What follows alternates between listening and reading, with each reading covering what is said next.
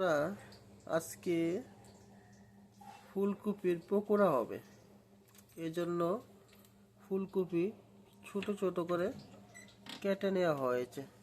আপনারা দেখতে থাকুন ফুলকপির পকোড়ার জন্য কি কি করতে হয়। এখন আপনাদেরকে দেখাচ্ছি যে ফুলকপির পকোড়ার জন্য যে বেসনটা তৈরি করতে হয়, কিভাবে তৈরি করতে হয় আপনাদেরকে দেখাচ্ছি না। তার জন্য আপনারা চালের গুঁড়ো, সুজি, একটু চিনি, একটু মরিচের গুঁড়া নিয়ে নেবেন, ঠিক আছে।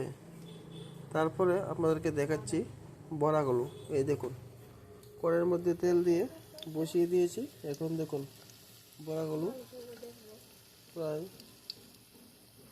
এই দেখুন বড়াগুলো তেলের মধ্যে ভেজে নিয়েছে। এখন দেখুন ফুলকপির পকোড়া প্রায় হয়ে গেছে, দেখেছেন। এখন উল্টিয়ে নেবে। এই দেখুন বড়াগুলোকে কি সুন্দর করে একে একে উল্টাচ্ছে। দেখুন পকোড়াগুলি দেখুন কি সুন্দর হয়েছে, লাল একেবারে হয়েছে, ভাজা ভাজা হয়ে গেছে।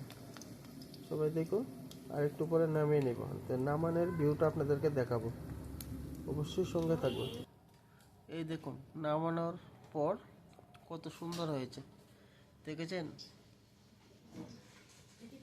কালারটা কি সুন্দর হয়েছে, আপনারা দেখুন।